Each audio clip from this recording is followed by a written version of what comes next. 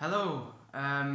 So I'm still scared to do videos for YouTube. It's still stressing for me, but that's perfect because I wanted to talk about suffering and pain and how this is for a lot of people this is unavoidable. You've got pain in your life. There's suffering in your life, and the best way I have found to deal with that is to see what's positive in it. And the thing is, you can either dwell on it and like surrender to it, and you can just be sad and like really like, I don't know, let it beat you down, or you can use it.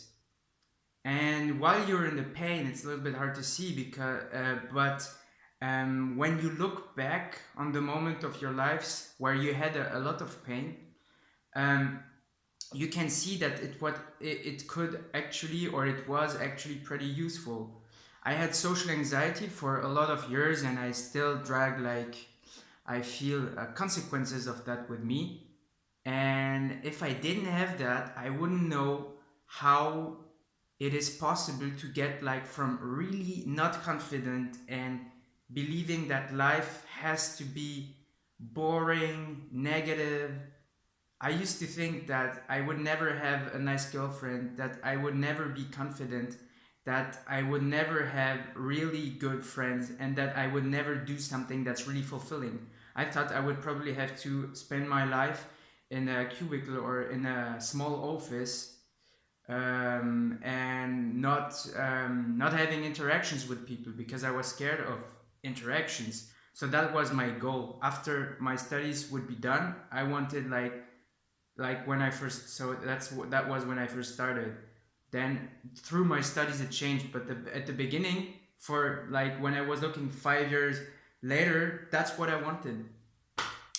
And so it completely changed, and now I know how it is to suck and to have a really shitty life and to change and then have the balls to do stuff and have friends and enjoy life. So I would never have had that perspective if I didn't have had social anxiety in the past, because there are people who are naturally super confident, and it's really cool to be confident, but it's even better to have social anxiety and then to become confident, because then you can teach people how to become confident. That's what I think.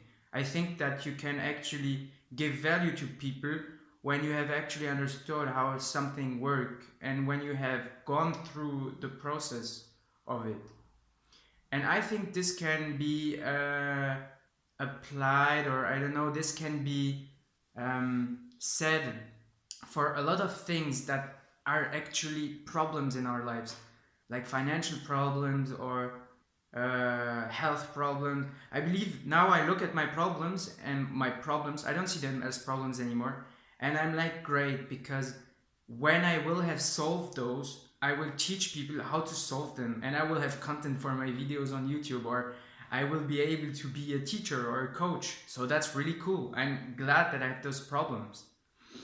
So if you look at pain and suffering or problems that way, it becomes a lot more bearable.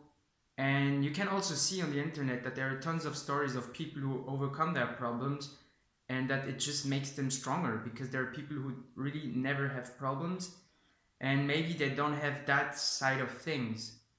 And I think it's almost like a present or something, or maybe not, but there is something positive in it for sure.